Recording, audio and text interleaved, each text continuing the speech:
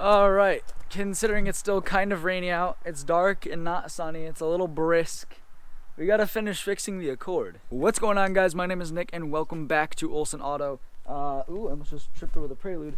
Last time I filmed anything on the Accord, which was yesterday or 2 days ago. Yesterday was Thanksgiving. Happy Thanksgiving. It was over a week ago, but in any case. So I'm sitting here looking at my absolute pile of trash that no longer runs right, and basically I managed to fix some of it, but not all of it. Now my door's locked, which is problematic because I don't know where my key is. But in any case, the last time we worked on this car, guys, we installed the Acura TSX RBB intake manifold. It's a bigger manifold that gives you more bottom end torque because it has a larger plenum but the same size throttle body inlet. So I was using my factory throttle body, and I actually forgot to plug in the throttle body idle air control valve. So shocker, that's why it didn't idle in the last video. Plugged that in, it idles now, but it doesn't throw a check engine light, but it's taking in a bunch of extra air running super lean because there's a leak in the throttle body, super tiny, but you can hear it's like very high pitched. It kind of makes the car sound like it's supercharged, almost cool but not. So we're gonna go ahead, I'm gonna pop that throttle body off. The goal is to pop it off, refinish the surface again, recheck the surface of the manifold, make sure there are no hairline cracks, fractures, breaks, make sure both surfaces are completely smooth. And then depending on how good this gasket is, maybe it's ripped or something. If it's not, I'm going to reuse it. If it is, I'm obviously going to go buy a new gasket. So we're going to go ahead. We're going to pop the throttle body off. I got the tripod, the other tripod. Going to do a nice little time lapse, see how fast I can get it off. I have 2 throttle cables, 3 hoses, 4 bolts, well, 2 bolts, 2 nuts. Yeah, let's see if we can do it.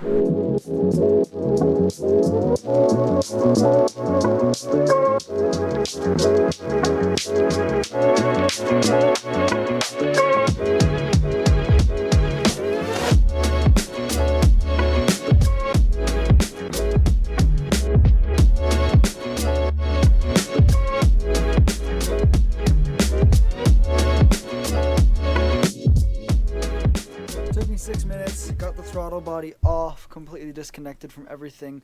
What I'm going to do is I'm going to redo the surface because obviously I missed some gasket material. It didn't look that bad when I put it in, but obviously it is now. So I'm going to go ahead, I'm going to make sure this is all perfect, and then I'm going to do the same thing to the housing on the manifold itself. I'm going to make sure this is all clean. Yeah, because like, wah, bah, bah, bah. Keep her in the ketchup, boys. Wah, bah, bah. So I cleaned up both surfaces. We're going to see how bad this sounds. It shouldn't sound like a supercharger, but if it does, oops.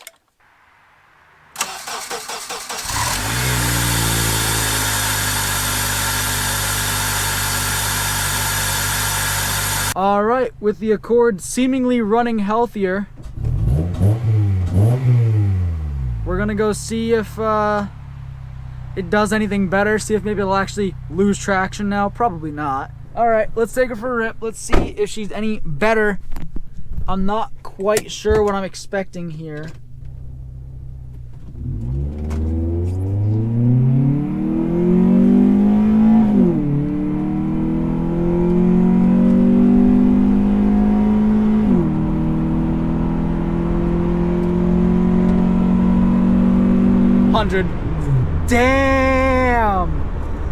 Damn, she ships hard too.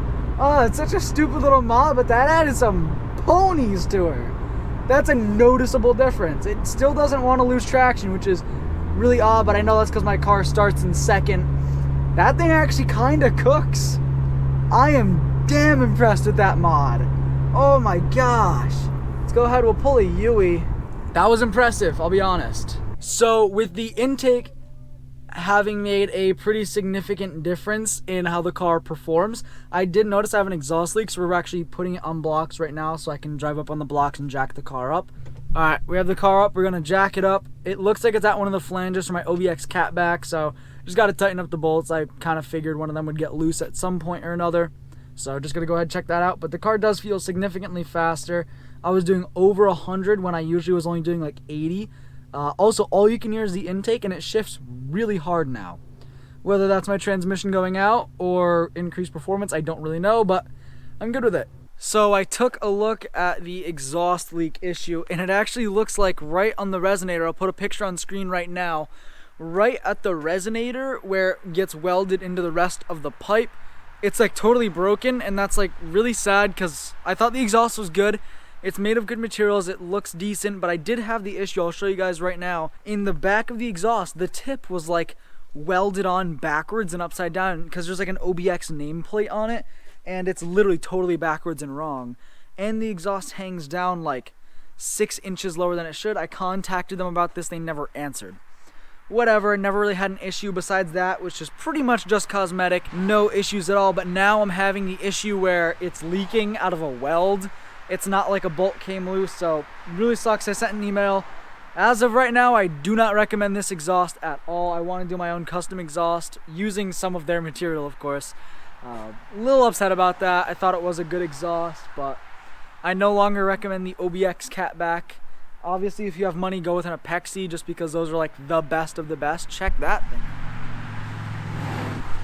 That thing was clean. But yeah, so I'm going to show you guys, this is what the back of the exhaust looks like. As you can see, she's tooted, and this little OBX nameplate is actually upside down, which is totally ridiculous. I'm also going to be working on my underglow right now because it doesn't work perfectly. And I just cleaned up the intake manifold with some simple green, and I have my cover. So this is the new nameplate that I kind of snagged from Pick and Pull. And then this is the old one. As you can see, the old one says Sulev. It ain't Sulev. So we're just gonna cover it up. Hopefully that goes well. Gonna use the electric parts cleaner to clean out the underglow connections. Let's throw this cover back on, cover up some of that ugliness, because until I get a fuel rail, it doesn't look too good. So I figured out what was wrong with the underglow. It looks like one of the connectors, at least one of them, got really corroded, and then the pins broke off inside the connector. Obviously, corroded connections are no bueno when it comes to electronics, so that strip is now broken, which means I gotta replace that one strip. I should be able to do that. I gotta look into that, but this is how the cover looks with the new plate. I'll show you guys a little before and after. This is roughly what it would look like before if I had the old plate. And then this is what it, oop, I took up both. I still haven't actually stuck the thing down. This is just what it's gonna look like. This is what it looks like now.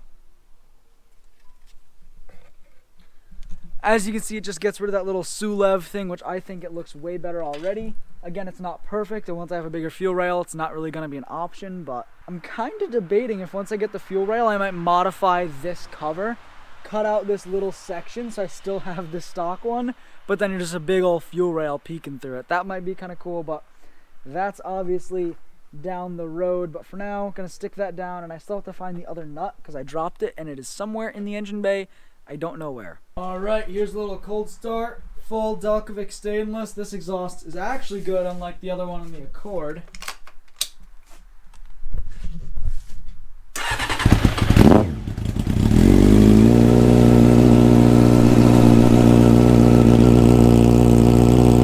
It just sounds so good. It sounds so good.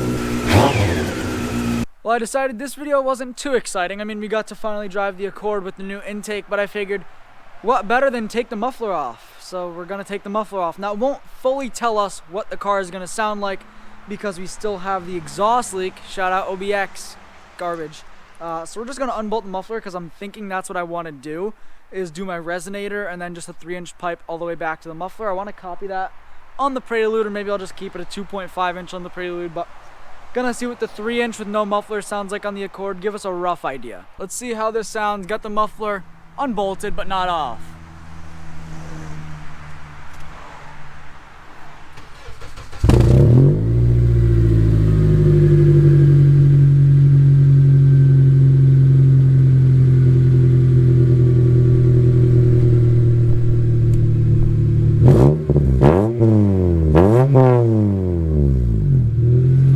So the Accord is significantly louder after taking the muffler off, which shouldn't really surprise anyone, but I actually like how it sounds.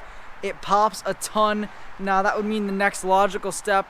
I already emailed OBX. I'm like, listen, your exhaust is like literally falling apart at the seams, and I've had it for like 6 months, so hopefully they get back to me on that. I'm gonna try to get some money back or see if they'll send me out a new one and then modify it how I want. Definitely not gonna be running a muffler. It sounds way better without it. Obviously it's louder and dronier, but I like it without the muffler, so that's how I'm gonna run it.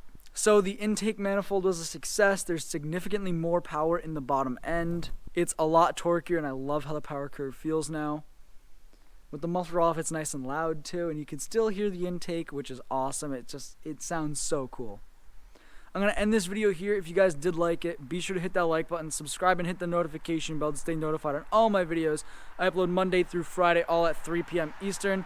But like I said, thank you guys so much for watching. Comment down below if you think taking the muffler off is a good or bad idea. Kind of want to hear what you guys have to say. But like I said, thank you so much for watching, and I'll see you in the next one.